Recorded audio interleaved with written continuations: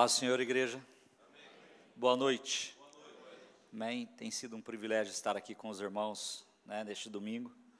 Tivemos pela manhã ministrando aqui. Eu creio que a glória de Deus se manifestou, não porque eu estava aqui, mas porque vocês, os irmãos que vieram no culto de manhã estavam aqui. Amém. Amém. A glória de Deus, ela se manifesta onde há necessidade dela se manifestar. Qual é a tua necessidade? Qual é o tamanho da tua sede hoje? É o tamanho da tua sede, é a medida do que Deus vai derramar. Se você está sedento, se você quer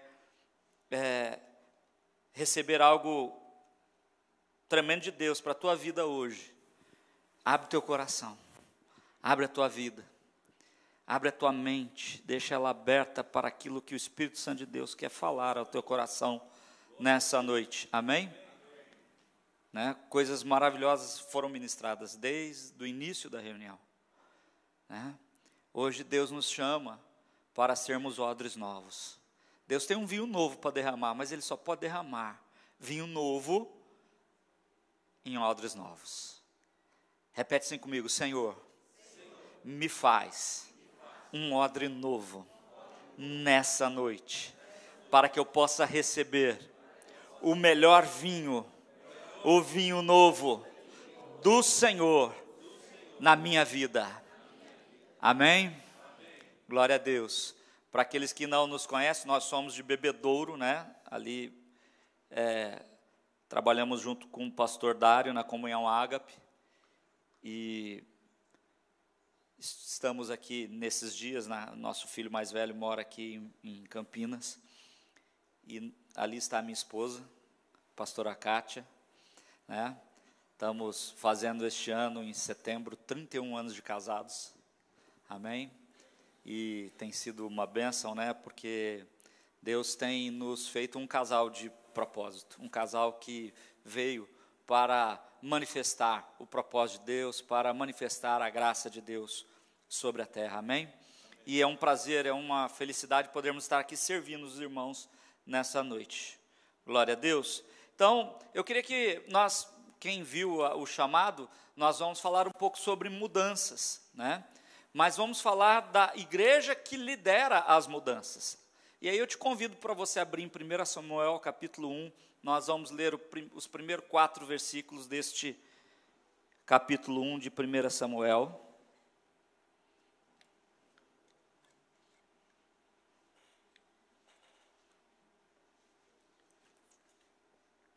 Amém?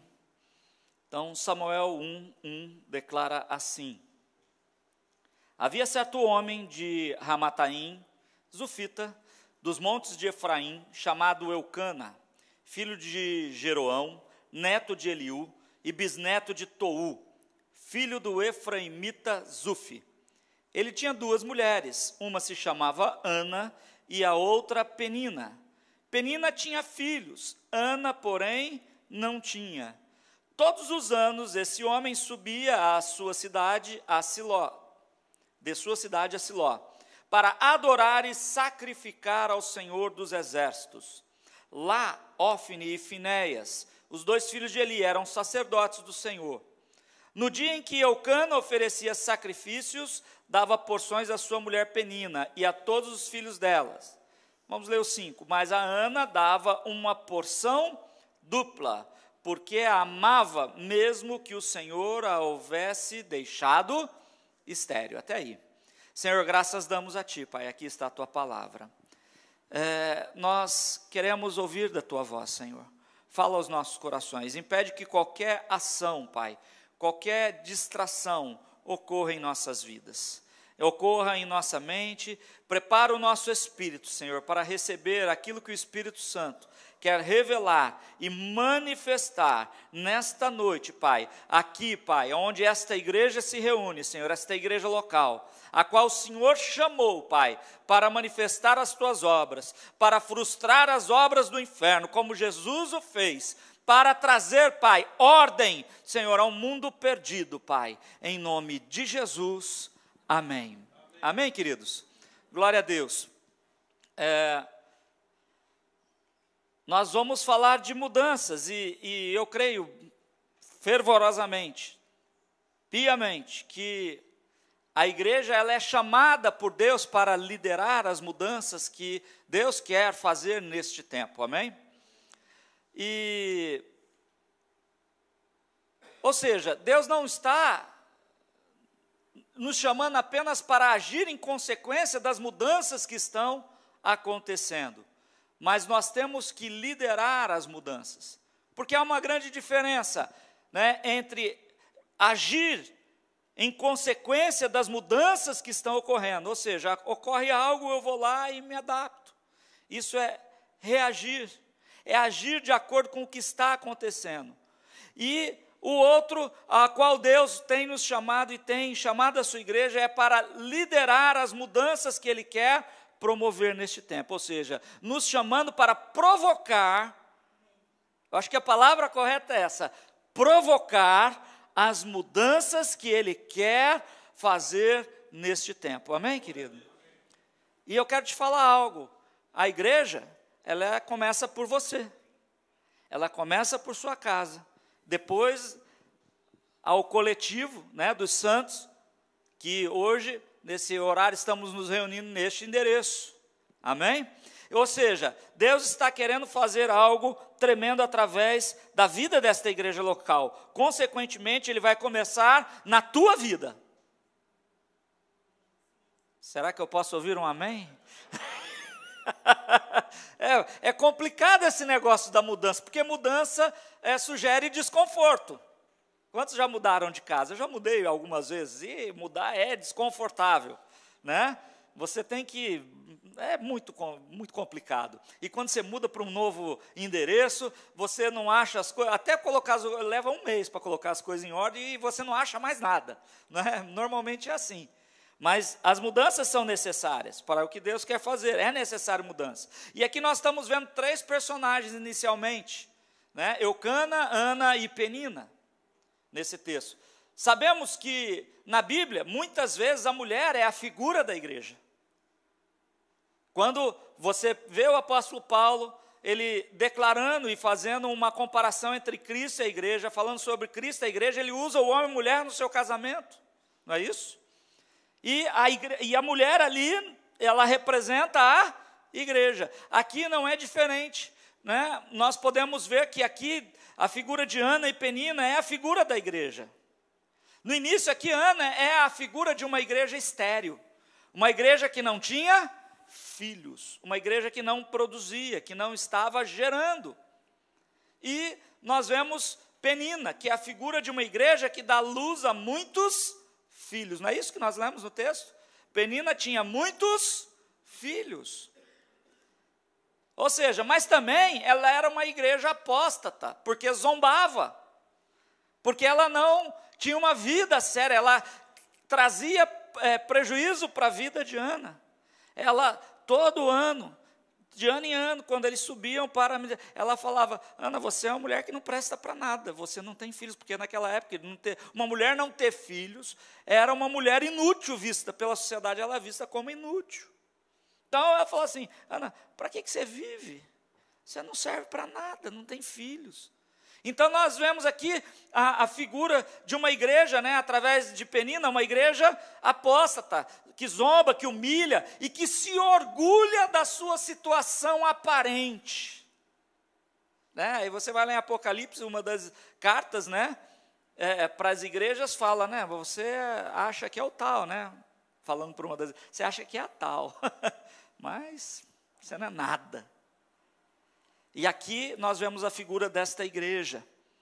E Eucana liderava essas 2 igrejas. Eucana estava liderando essas 2 igrejas e amava a Ana mais do que Penina. Não é isso que fala o texto? Mas isso significava pouco para Ana, pois Ana, ela não queria ser estéril. Apenas o amor do seu marido não era o suficiente, porque ela queria gerar filhos. Provavelmente o marido falava, fica tranquila, eu te amo, Ana. Toda vez que eles subiam para o céu, ele dava porção dupla para Ana. Não é isso que fala o texto? Porção dupla. Né? Mas ela não queria ser estéril, ou seja, ela queria cumprir o propósito, conforme a promessa. Porque Êxodo 23, 26 fala: na tua terra não haverá mulher que aborte, ou que seja estéril. Ana olhava para aquilo e fala: não é a minha condição. Talvez ela perguntava, né? Onde eu errei? Onde eu estou falhando? Eu acho que Deus não me ama. Não é? E aí ainda continua: e completarei plenamente o tempo de duração dos teus dias sobre a terra. Eu quero declarar sobre a tua vida que nada, que tudo aquilo que Deus planejou, aquilo que Ele escreveu em seu livro, não é o livro da salvação, mas o livro que Ele escreveu todos os teus dias, nada cairá por terra, mas tudo será cumprido em nome de Jesus. E Deuteronômio 7,14 fala: sendo assim, serás mais abençoado de todos os povos. Irmãos, eu não posso crer que a igreja de Cristo, ela não vai ser, ela sempre será mais abençoada que todos os povos. Mas não é uma igreja que se orgulha disso, é uma igreja que busca abençoar, porque ela é a mais abençoada de todos os povos. Eu achei interessante esse negócio dos refugiados, né? Às vezes Deus faz umas coisas doidas, parece que a gente não estava indo suficientemente para lá. Aí Deus faz um rebuliço no mundo e esse povo começa a aparecer aqui. Não é? A gente não pode perder a oportunidade, irmãos. Está aqui, ó, no nosso território, está aqui na nossa nação. Né? E precisamos alcançá-los realmente. E ninguém do teu meio será estéril, seja homem ou mulher. E aí ele fala, ó, inclusive o teu gado. Então eu quero declarar mais uma vez na tua vida que tudo aquilo que você colocar à tua mão, os teus negócios, o teu trabalho, as tuas finanças, os teus relacionamentos, o teu casamento, a sua paternidade, será abençoada, será frutífera em nome de Jesus. Amém? Então nós vemos aqui Ana. Ana aqui é uma figura de uma igreja que está provocando uma mudança muito grande, não apenas na sua vida, mas também na nação de Deus para aquela época. Ela está provocando uma grande mudança porque a nação estava corrompida. Aqueles dois sacerdotes, filhos de Eli, Hófni e Finés, eram homens corruptos, eram prostitutos, eles tinham relações sexuais com mulheres no templo, eles roubavam da oferta do Senhor. Havia uma crise na nação de Deus na época de Ana. Então ela não estava apenas provocando uma mudança muito grande na sua vida, mas também na nação de Deus. Para liderarmos as mudanças, em primeiro lugar, temos que dar à luz a uma geração profética. Temos que dar à luz a uma geração profética. Eu quero declarar algo para você. Tudo, preste bem atenção, tudo o que Deus vai fazer está dentro de nós. Ele já colocou nas nossas vidas. Tudo o que Ele vai fazer neste tempo está dentro de mim, está dentro de você. Por isso nós precisamos dar a luz ao profético de Deus nesta geração, neste tempo. Amém, querido? Você entende isso? Você recebe isso? Você entende que isso não é para o teu vizinho, não é para o irmão A ou B, mas é para a tua vida. Deus está falando com você diretamente, como está falando comigo aqui. Ana tinha uma limitação terrível, amém? Quantos concordam que Ana tinha uma limitação terrível? Né? Ela era estéril, ela não podia ter filho. Mas ela tinha uma limitação terrível, mas ela tinha um propósito. E eu quero te falar que o propósito vai além das nossas limitações pessoais. Você pode repetir isso comigo? O propósito vai além das minhas limitações pessoais. Deus é um Deus de propósito. Isaías 46:10, ele fala assim: eis que eu anuncio o fim desde o princípio, e aquilo que haverá de acontecer desde a antiguidade.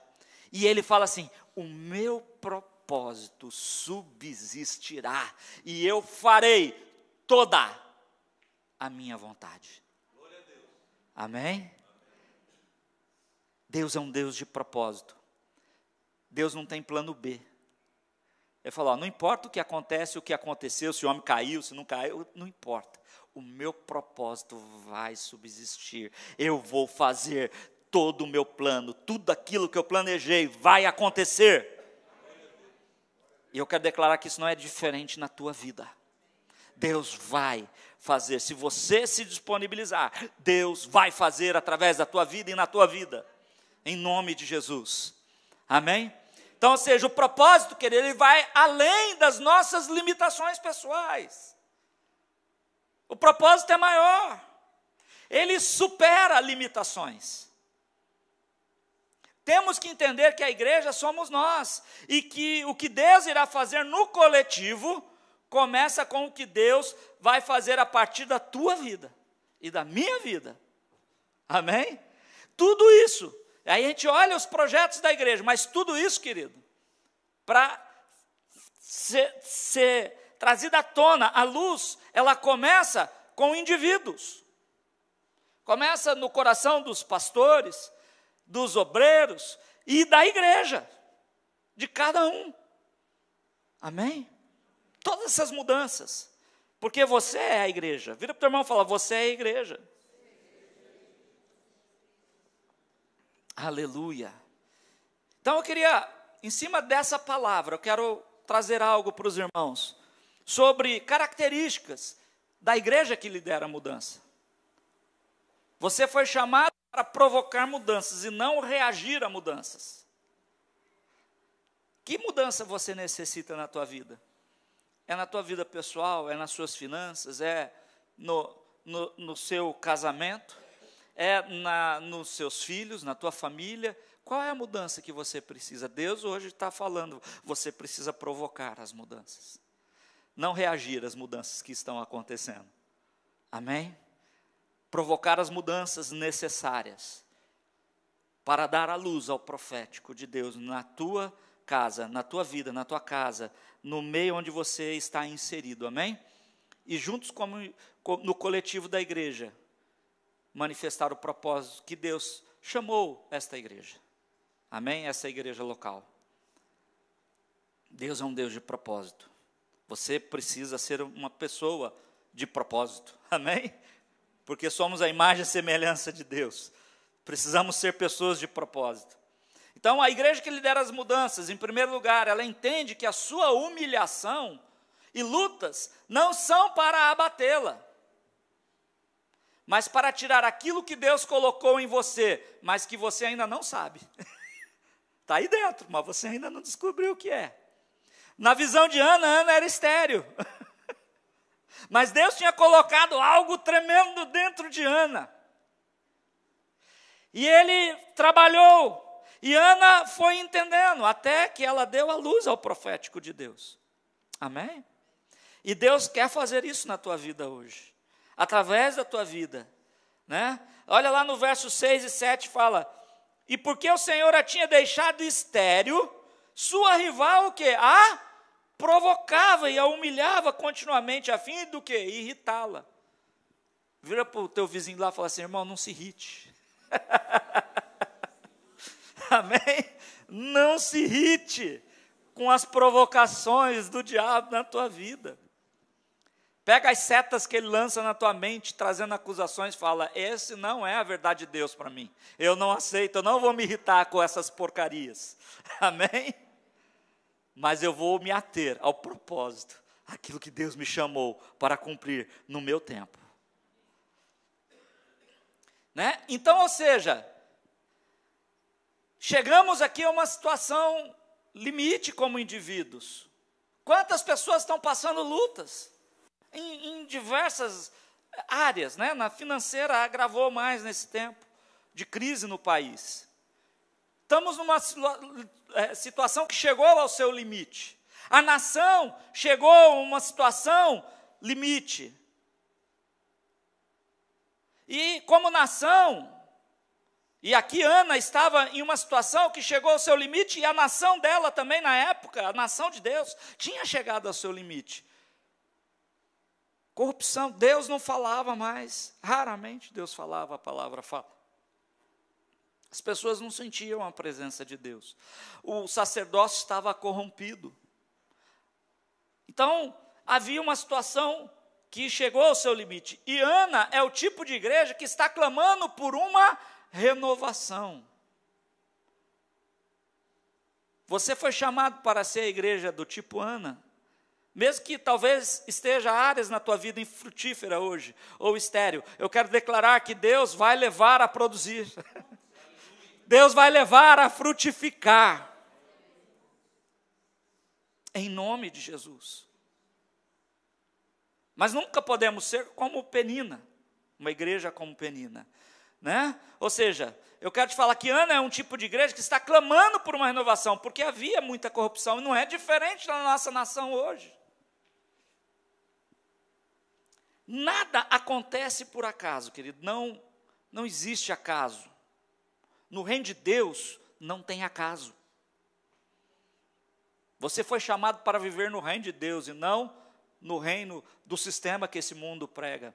Deus tem nos chamado a uma renovação de mente, a trazer um culto racional e não emocional, um culto verdadeiro, com entendimento, renovação de mente.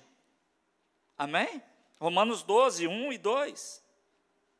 Não se conformar, não tomar a forma do mundo, mas haver uma transformação. Uma transformação através da maneira de pensar. Nós precisamos pensar como filhos do reino de Deus e não como filhos desse mundo. Amém? Você pode ter nascido neste mundo, mas você foi chamado para viver no reino de Deus. Amém? Glória a Deus. Por isso é necessária a transformação. Por isso que Paulo fala, querido, você tem que transformar. Não é? Você nasceu no sistema do mundo, mas Deus te chamou para uma realidade eterna. Amém? Aleluia. Ou seja, nada acontece por acaso. Eu quero te falar, não há luta gratuita, não há luta de graça. É claro, se você está no plano de Deus, você está aí, vivendo aí meio de acordo com as ondas do mar, aí fica complicado. Mas quando nós estamos no plano de Deus, quando você está no plano de Deus, qualquer luta que te acontecer, ela tem um propósito. Não é uma luta gratuita, não é a luta que está acontecendo por acontecer, mas Deus quer fazer algo surgir de dentro de você que Ele já colocou.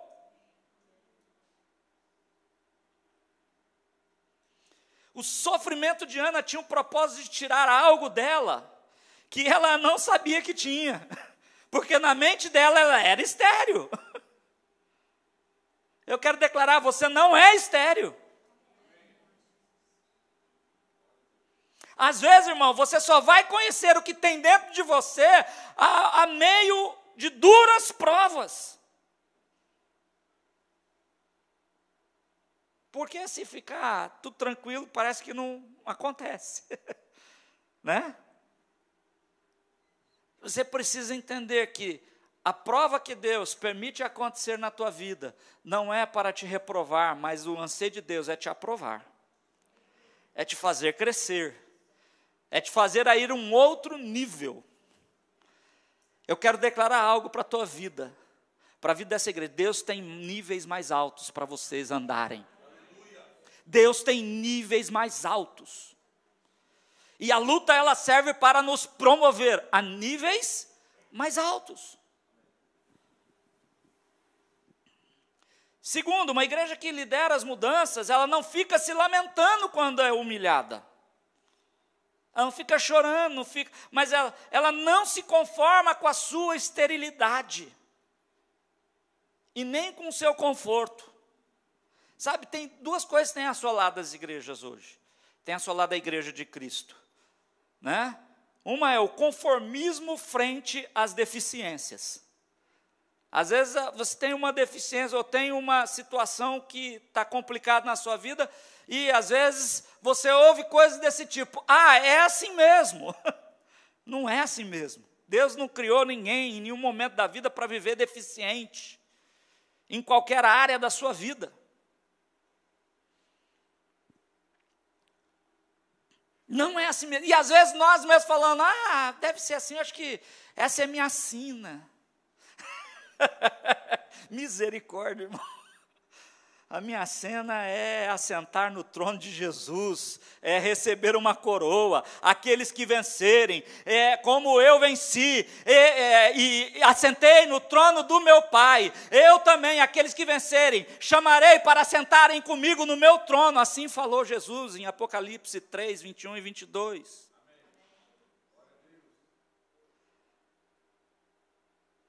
Deus não tem uma situação de conformismo, mas Ele tem um trono para você governar.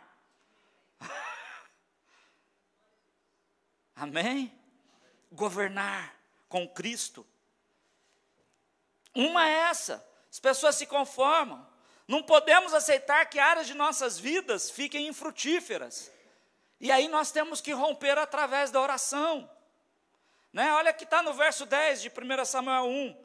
E com a alma amargurada chorou muito e orou ao Senhor. Ana, ela buscou o caminho da oração.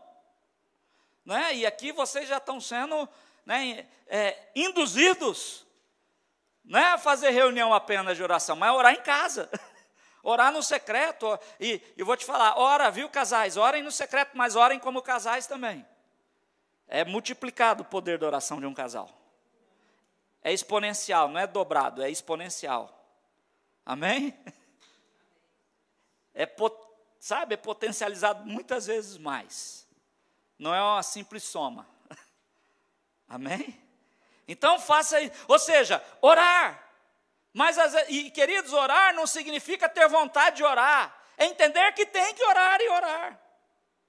A palavra de Deus, né? Em Mateus 11, 12, fala que o reino dos céus é tomado à força, por esforço. Uau! A força. Fala, não, eu posso até não estar com vontade, mas eu vou orar. Carne, você não manda nada aqui. Morra. Carne, morra. Espírito, viva. Amém? Então, ou seja, é não se conformar, é ir além. A Bíblia, né, também, e outra coisa do conformismo, é a busca de conforto. Hoje você liga uma televisão, você vê muita coisa, não, a minha bênção, o meu carro, é não sei o quê. Irmãos, Deus dá tudo isso, Deus, não estou falando que Deus não abençoa, Deus é abençoador. Mas as pessoas estão buscando conforto só. Elas não têm buscado o reino, elas têm buscado um Deus que satisfaça seus anseios. Isso tem que mudar. Essa não é uma igreja a que Deus chamou. Amém? Deus abençoa, irmão. Ela abençoa com muitas coisas. Mas eu quero te falar, né? Porque a Bíblia aqui ele está falando das lutas de Ana, mas também fala das bênçãos de Ana. Amém? Ana era abençoada. Não é verdade? O marido dela, né, dava porção dupla. Falava para ela, toma o cartão sem limite, vai lá no shopping, fica à vontade. Fala a Deus. Né? Trocava o carro dela todo ano. Os maridos não me batam, por favor. Amém? Ou seja, a Bíblia fala da luta dela, mas fala da bênção dela também. Não é verdade? Só que nós precisamos entender, querido, Deus abençoa, mas uma bênção de Deus é uma grande responsabilidade. Porque Deus, um dia, Ele vai pedir conta das bênçãos que Ele me deu, que Ele te deu. Né? As bênçãos de Deus, elas não são de graça, irmãos. A salvação é de graça, mas a bênção não. Porque ela tem que servir a um propósito. E não um propósito em si mesmo, mas um propósito do reino de Deus. Amém? E a gente vê isso quando Jesus fala dos talentos, daqueles que multiplicaram, daquele outro que não multiplicou e Deus, né, tirou dele. Fala das minas também, né? São dois textos, um está em Mateus 25, outro em Lucas 19. Das minas, ele divide 10 minas para 10 pessoas, para 10 servos. E fala, ó, eu vou tomar posse de um reino, e quando eu voltar, está falando de Jesus. Né? Até eu voltar, mas enquanto isso vocês multipliquem, negociem. E aí tem um que multiplicou, o segundo multiplicou, o terceiro ficou naquela só, né, de não multiplicar nada, escondeu, enterrou. E tinha 7 irmãos, que antes dele voltar, mandou uma mensagem: não quero que você volte aqui para reinar sobre nós, não. Assim, se você ler o texto, é assim que está escrito. Sabe por que eles não queriam? Porque eles comeram a benção. Pegaram a mina e multiplicar que nada, é para o meu bel prazer. Então, ou seja, a bênção de Deus é algo de muita responsabilidade. Né? Eu acho que não há uma bênção maior quando Deus nos traz a vida de volta, quando nos cura de uma doença terminal, quando você está com um diagnóstico de morte e Deus muda isso. Isso aconteceu 2 vezes na minha vida. Há 25 anos atrás, novo convertido, não entendia muitas coisas. Um caminhão, eu estava de moto, um caminhão literalmente passou em cima de mim. E o diagnóstico era: se sobreviver, não anda mais. E eu lembro até hoje, eu estava indo para a sala de cirurgia, novo convertido, mas não entendia nada. Eu falei: Senhor, a minha vida é tua. Faz o que o Senhor quiser. Mas se o Senhor resolver me levar, chegou a hora de eu morrer, cuida da minha família. Eu era um novo convertido, fiz essa oração. E acho que eu estou vivo e estou andando ainda. Amém? E há 5 anos atrás, completando 20 anos, irmãos, do primeiro acidente. Um outro acidente de moto. Minha esposa falou que eu não posso mais andar de moto. Falou: não está dando certo esse negócio. Por amor a mim, ela falou, porque eu continuaria andando. Mas ela: por amor a mim, eu parei. Não tem mais moto. Mas foi um acidente, sabe aquelas coisas mais loucas do mundo? Uma outra moto me pegou numa violência terrível. E não vou entrar em detalhes, porque toma muito tempo, mas o diagnóstico de novo, o mesmo médico, de 20 anos antes, agora em julho está completando 5 anos desse outro acidente. Aí ele virou e falou assim, chegou lá, chamou minha esposa na sala, depois de uma loucura toda de atender, ele cancelou as consultas dele e tudo, e chamou minha esposa na sala dos médicos, falou, eu acho que foi o impacto do primeiro acidente que ele falou isso para ela, porque no primeiro acidente eu tinha me convertido na igreja batista da cidade, e ali o pessoal ajudou no hospital e etc. E eles foram lá para resolver alguns assuntos lá no hospital da primeira vez, e o médico virou e falou para eles, vocês têm muita fé, né? Aí eles, assustados, falaram, por que o senhor está perguntando isso? Falou, não fui eu que salvei aquele rapaz. E aí esse mesmo médico chega, 20 anos depois, chega para minha esposa, chama e fala assim, tudo que eu podia fazer, eu fiz. O negócio do Walter é OF. Você sabe que OF, Kátia? Ela, o que é, doutor? Orações fervorosas. Ela falou, opa, disso aí a gente sabe como que funciona. Ou seja, o diagnóstico era de morte. Mas eu já era um ministro do Evangelho ali. Já era um filho maduro. E a minha oração era diferente de 20 anos atrás. E a minha oração foi, Senhor, se a minha vida for uma semente que vá multiplicar e abençoar e frutificar a tua igreja, o Senhor pode plantar, porque eu estou pronto. Mas se o Senhor tem coisas para cumprir na minha vida, eu quero viver para cumprir todas elas. Então, querido, uma bênção como essa é muita responsabilidade. Eu sei que eu estou fazendo aqui. Eu estou cumprindo a minha responsabilidade. A bênção de Deus é algo de muita responsabilidade. Porque ela é para cumprir um propósito. Ele não promoveu a bênção e o milagre na minha vida para que eu tivesse vida, mas para que eu levasse vida. Amém? Então, a bênção de Deus é algo que não é de graça. Ou seja, as igrejas do tipo Ana, elas não se conformam em apenas ter dinheiro, né? Ter um bom viver, né? As igrejas como Ana não se conformam em apenas ter uma vida boa, mas desejam cumprir o propósito em seu tempo. Ou seja, elas não estão preocupadas consigo mesmas, mas estão preocupadas com o reino de Deus. Ou seja, uma igreja que lidera as mudanças, em terceiro lugar, ela prioriza o reino de Deus. Eu quero te falar que há um novo tipo de oração que vai surgir no teu coração a partir de hoje. Há um novo tipo de oração. Repete comigo, oração de reino. Amém? É oração de reino, é a oração que Jesus faria. Amém? Ou seja, Ana trocou a necessidade dela pela necessidade de Deus. Ela viu que não estava funcionando.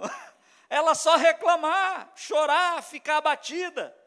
Olha lá no verso 11, o que fala? E fez um voto dizendo, Senhor dos exércitos, se tu deres atenção à humilhação da tua serva, te lembrares de mim, não te esqueceres da tua serva, mas lhe deres um filho, então eu o dedicarei ao Senhor por todos os dias de sua vida, e o seu cabelo e sua barba nunca serão cortados. Ela trocou a necessidade dela pela necessidade de Deus, porque Deus precisava fazer algo com aquela situação que a nação vivia.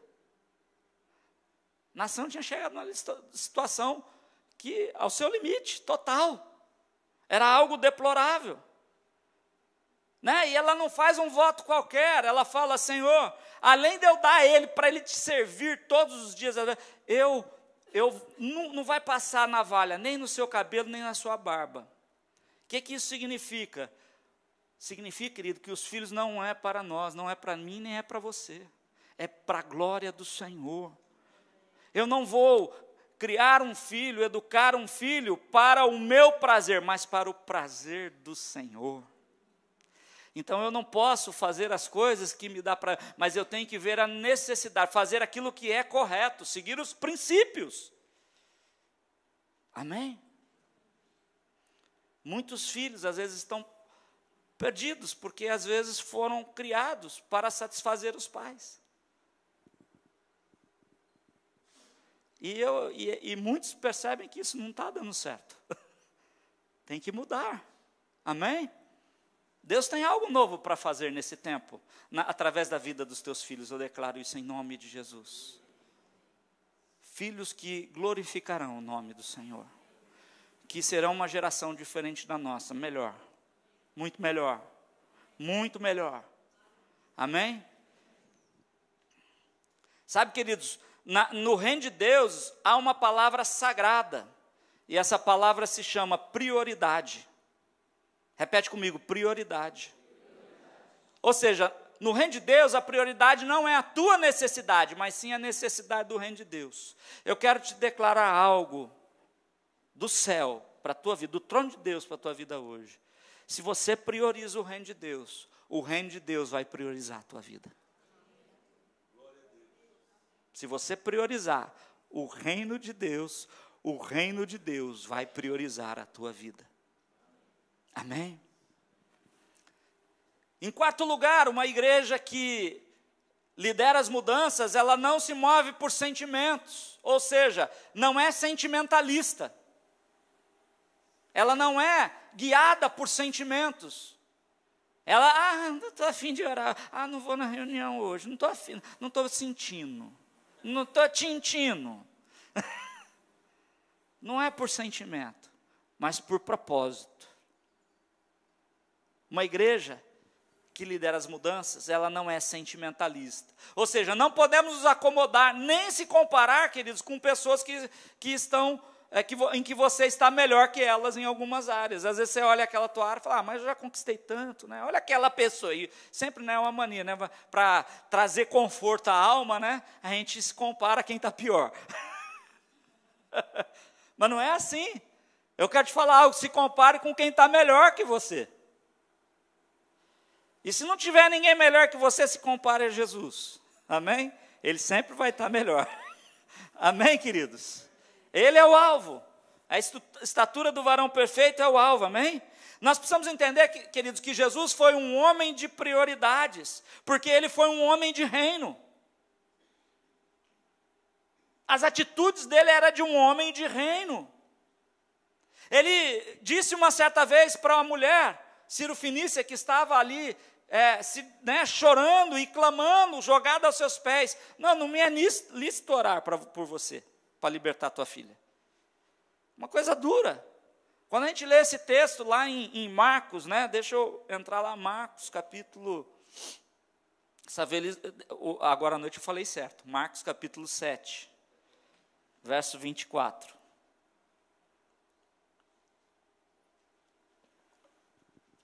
O texto fala: Jesus saiu daquele lugar e foi para os arredores de Tiro e de Sidom.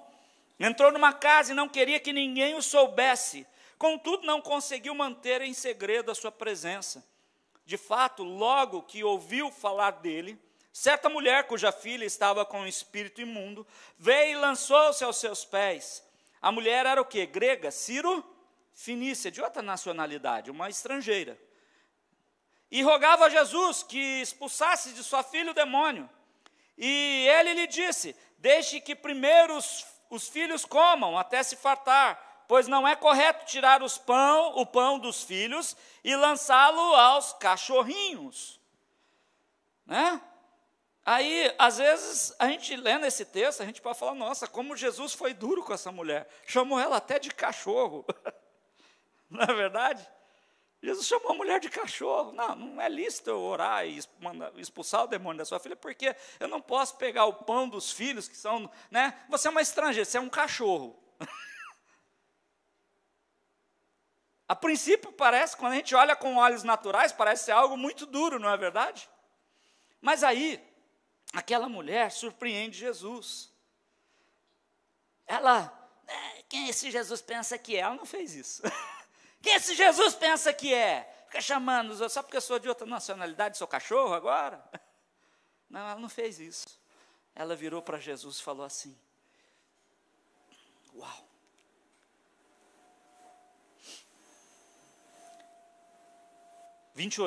Ela, porém, replicou e disse-lhe: sim, Senhor, mas também os cachorrinhos debaixo da mesa comem das migalhas dos filhos.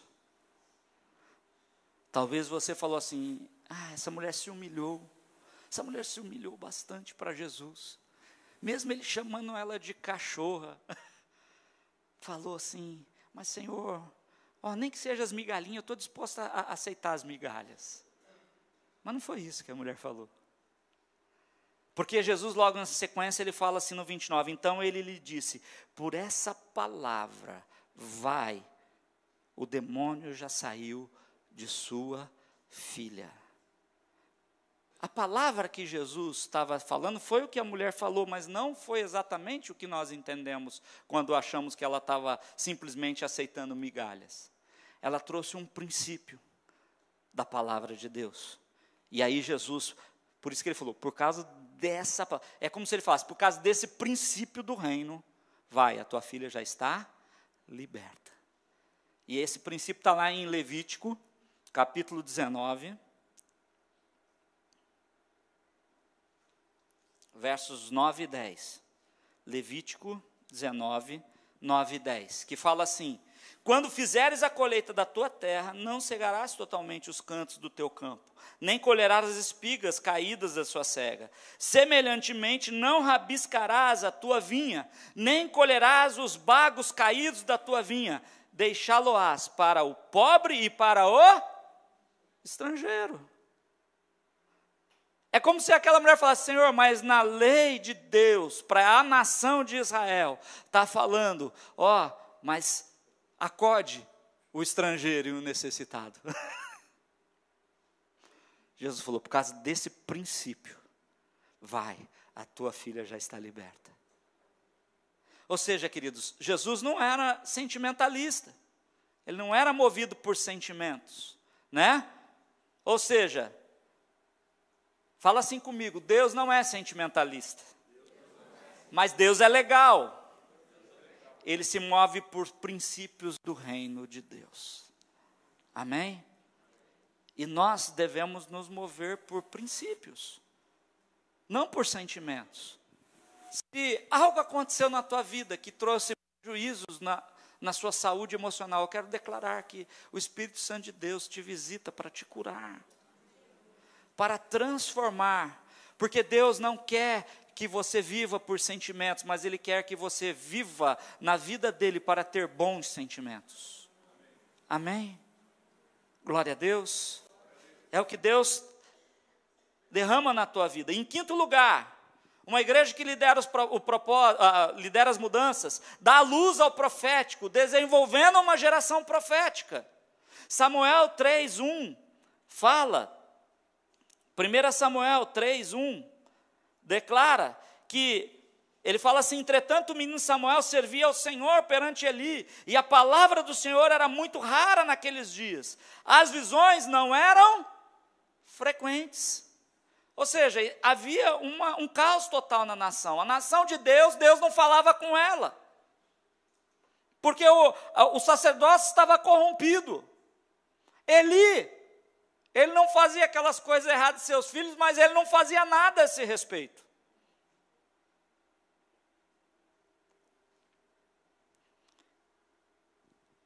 Ou seja, o menino, aqui fala que ele era menino, né? O menino Samuel servia, sabe, ele provavelmente deve ter ido para morar com Eli no tempo com 3 anos de idade, foi o tempo da desmama. Falou, ó, quando ele desmamar eu vou levar, né? Ana falou. E ela cumpriu o voto dela. Ela não mudou de ideia no meio do caminho. Ela falou, Senhor, se o Senhor me der um filho, ele vai ser teu, para satisfazer as necessidades do teu reino. E com 3 anos de idade ele estava lá servindo. E Deus não falava com aqueles sacerdotes. Ele era menino. No 2:11 fala que ele era menino ainda. Começou menino. Então Eucana se retirou a Ramá e sua casa. E o menino, porém, ficou o quê? Servindo o Senhor perante o sacerdote Eli. Mas fala que esse menino ia crescendo. Amém? O menino ia crescendo. Versos 18 e 19 fala que a mãe dele, a cada ano, levava uma túnica nova, porque ele crescia. Ou seja, o que Deus fala conosco, que uma igreja do tipo Ana, ela não fica menina, ela cresce, ela se torna filho maduro. Não fica mais com meninice. Tudo bem ser menino quando nasce de novo, mas não pode se tornar menino para sempre, tem que amadurecer. Senão vai ter que ficar, como Paulo fala, debaixo de tutores e curadores, né, o tempo todo. É como se fosse escravo. Mesmo que o filho, quando ele é menino, Paulo fala, ele está debaixo de tutores e curadores. Mesmo sendo herdeiro de tudo, é como um escravo. Deus está chamando a sua igreja para amadurecer, para crescer, deixar as coisas de menino. Amém? Tem que deixar de ser criança. Um amigo meu da Venezuela, ele falou que tem um costume interessante lá. Quando a criança faz o seu primeiro xixi, né, eles fazem festa. Corta bolo, estoura champanhe, faz lá uma festa. Mas com certeza a criança, quando tem 3 anos, se ela continua urinando na calça, eles não fazem mais festa. Não é verdade? Se torna um problema, não é verdade? Então tem que crescer. Ninguém vai cortar bolo, nem estourar champanhe com uma criança de 3 anos. Faz isso, não é verdade? Então tem que crescer. Né? Ana, ela estava exercendo ali um tipo de paternidade sobre a vida de Samuel, porque Eli, infelizmente, não era um modelo muito adequado, mas Eli fez o papel dele, ensinando ele os ofícios do sacerdócio. Né? Não estou falando que Eli não teve, teve, mas Ana exercia um papel de... Porque a cada ano túnica declara que é uma vestimenta nova, um revestimento novo, um crescimento, um outro nível que se atinge. Deus tem novos níveis. Deus tem levantado paternidade nesta igreja local para promover vestimenta nova para a tua vida. Amém? Homens que eu respeito, que eu vejo a vida de Deus sobre a vida deles. E Samuel começou a crescer. O nosso alvo é o nível do varão perfeito, como está em Efésios 4.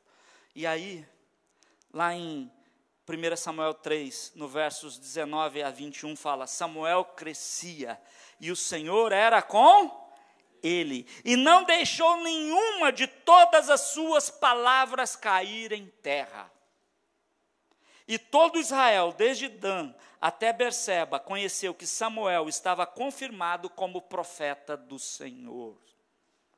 E voltou o Senhor a aparecer, e voltou o Senhor a aparecer em Siló, porquanto o Senhor se manifestava a Samuel em Siló, pela sua palavra.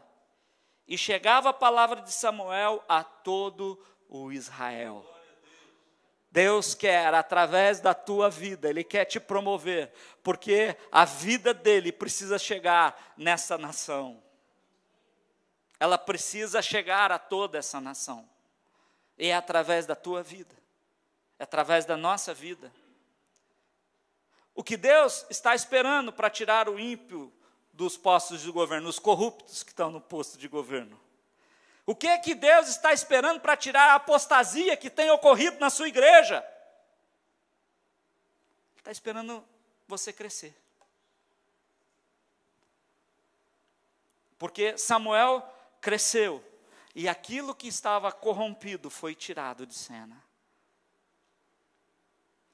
Ana trocou a necessidade dela pela necessidade de Deus. Ela queria um filho, mas falou: não, mas o Senhor precisa desse filho, eu vou gerar o profético para este tempo, para esta nação.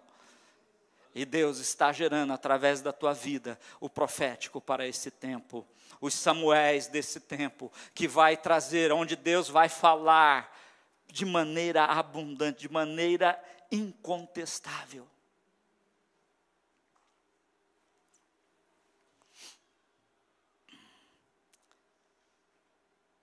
Ele está esperando a igreja crescer para fazer a diferença nesta geração. E aí Penina sai de cena. A apóstata sai de cena.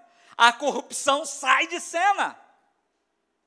Porque aí você vê, em 1 Samuel 2,5, Ana começa a ler: os que eram fartos se alugam por pão, e deixam de ter fome os que eram famintos. Aquela que era estéril deixou de ser estéril. Aleluia. Até estéril teve 7 filhos. E a que tinha muitos filhos enfraquece. Penina não é mais citada, irmãos. Penina sai de cena. A igreja apóstata sai de cena. Os filhos corruptos de Eli saem de cena, porque Deus fala através de Samuel para a vida de Eli: estava prometido pelo Senhor que a tua descendência serviria a Ele para sempre, mas não vai ser mais assim. Mudou, vocês conseguiram acabar com a promessa de Deus. Isso é terrível.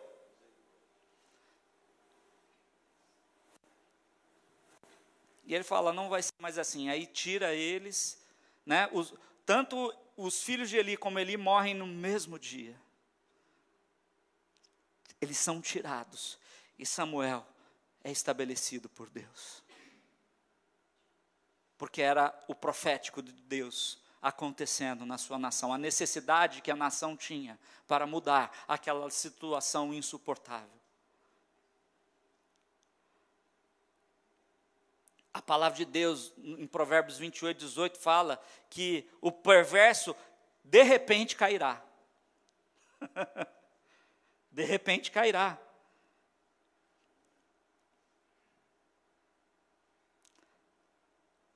Mas ele não fala só que o perverso cairá. Fala que o que anda retamente salvar-se-á. Amém? O que anda retamente salvar-se-á. E viverá, né, o que procede com integridade, viverá seguro, mas quem procede com perversidade, de repente, cairá. O que Deus está esperando para acabar com tudo isso é a igreja dele. Está esperando eu e você crescermos, atingirmos novos níveis. Amém? E em sexto, em último lugar, uma igreja que lidera as mudanças, ela não quebra princípios. Ela vive de acordo com os princípios. Se você ler lá no 1 Samuel 1, 12 a 17, não precisa abrir, nós estamos com tempo restrito, eu quero passar isso para o teu coração. Quando Ana fala para Samuel, quando Samuel fala para Ana, mulher, você está bêbada, se aparta do teu vinho.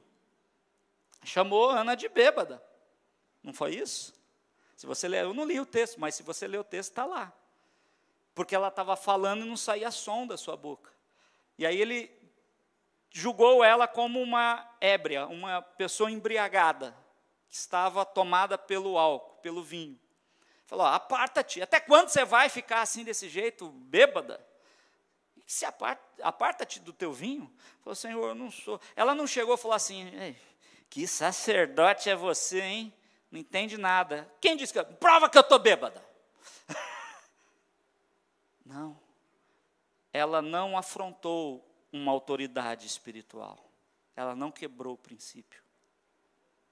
Ela virou e falou assim, não, Senhor, eu sou uma mulher angustiada de coração. E eu tenho aqui, na realidade, me derramado esse tempo todo ao Senhor. E o sacerdote, em cima daquilo que ela fala, não quebra um princípio.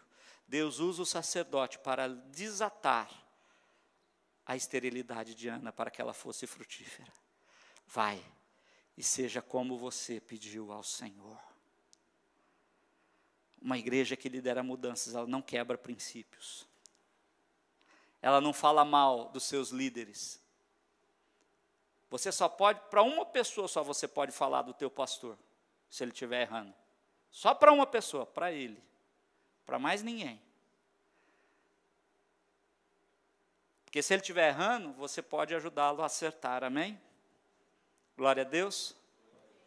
E eu tenho certeza que Deus vai usar a vida dele para desatar o teu destino. Não reclamar. A palavra de Deus fala que Samuel ministrava com os filhos de Eli, que eram corruptos, mas ele não reclamava, nem criticava. Ele cumpria o propósito. Ele não quebrava princípios. Ele serviu o Senhor com integridade. Não são quebras de princípios que promovem as mudanças, mas o crescimento dos filhos de Deus, o amadurecimento dos filhos de Deus que promove as mudanças. Amém? Deus está esperando que a sua igreja amadureça, para tirar de cena aquilo que é corrupto, aquilo que está equivocado, que está trazendo perdição para vidas. Deus tira os ímpios. E aí Samuel, ele não foi apenas um sacerdote, mas ele foi juiz e profeta sobre a nação de Israel, porque ele foi crescendo, ele foi crescendo, ele foi crescendo. E Paulo foi crescendo na presença do Senhor, e ele deixou de apenas ser um pregador para ser um apóstolo e mestre.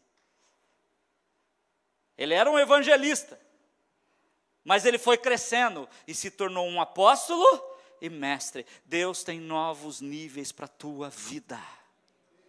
Não se conforme, não fique presa àquilo que está estéril na tua vida. Deus te chamou para frutificar. Amém? Deus te chamou para frutificar. Eu quero orar com você. Eu quero abençoar a tua vida. Deus está, nessa noite, está tocando em nossos corações. O Espírito de Deus está tocando em nossa vida. Ele está mudando situações. Ele está rompendo barreiras. E Ele quer manifestar a glória dEle através da tua vida. Através da vida desta igreja local. Mas Ele não pode fazer isso através dessa igreja local se não começar por cada um de vocês. Começa por cada um de nós. Deus quer mudar a história de aparente fracasso para uma eterna vitória. Você escolhe a cruz, mas ganha uma coroa. Amém? Só o reino de Deus faz isso, irmão. O mundo não pode fazer isso. Você tem que, muitas vezes o mundo fala que você tem que tomar, agarrar, mas Deus está falando, não, toma a coroa, toma a cruz, dá, anda mais uma milha, se te pedir a capa, né, dá a capa também, porque no reino de Deus é diferente do mundo. Você escolhe a cruz, mas recebe uma coroa para reinar e governar. O governo de Deus começa na tua vida pessoal, depois na tua casa e depois na igreja. E ao que vencer, farei com que se assente no meu trono, como eu venci e me assentei no trono do meu Pai. E eu quero te falar, e esse trono é para agora, porque esse trono não é um trono nos céus. O trono do Pai é no céu, mas o trono de Jesus é sobre a terra. Porque quando lá em Lucas capítulo 1, o anjo anuncia para Maria e fala, e eis que ele será grande, será reconhecido como filho de Deus, e eu lhe darei o trono de Davi, seu pai. E aí Jesus lá em Apocalipse fala, ao que vencer. Deus está te chamando para governar e reinar a partir de agora. Ao que vencer, eu farei com que se assente no meu trono, como eu venci e me assentei no trono do meu Pai. E Ele está hoje lá, à direita de Deus, governando. Oh, aleluia! E o Espírito Santo de Deus está aqui agindo em teu favor, para que você, escolhendo a cruz, receba uma coroa. Amém? Levanta no teu lugar. Eu quero orar com você. Se que tirasse essa mesa aqui, a mesa da ceia. Eu quero falar algo. Se você um dia falou mal da tua autoridade espiritual, esse é o momento para você se arrepender. Porque isso é quebra de princípio. Deus não se move por quebra de princípio. Ele se move através dos princípios, como nós vimos com aquela mulher Cirofenícia. Não foi o choro dela, não foi a amargura, não foi a tristeza dela que moveu a mão de Jesus, mas foi o princípio do reino que ela declarou para ele. E hoje Deus está falando para a tua vida, se mova por esses princípios, porque eu quero agir na tua vida. Hoje você deixa de se mover por sentimentos, mas vai se mover pelo meu poder e pelos princípios do meu reino. Eu queria chamar os pastores para ficar aqui, porque esses homens vão desatar aquilo que Deus tem para a tua vida nesse tempo. Os pastores chegam aqui. Se você um dia falou mal, você não precisa falar, você se arrepende aí no teu lugar, querido e querida.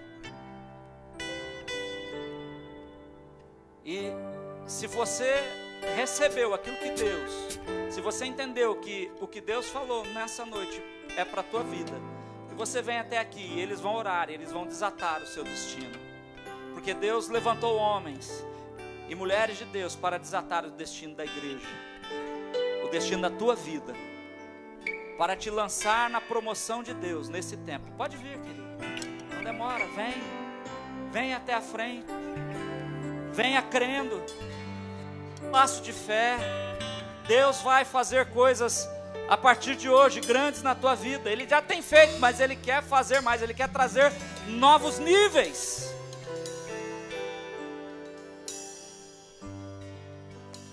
Não perca a oportunidade.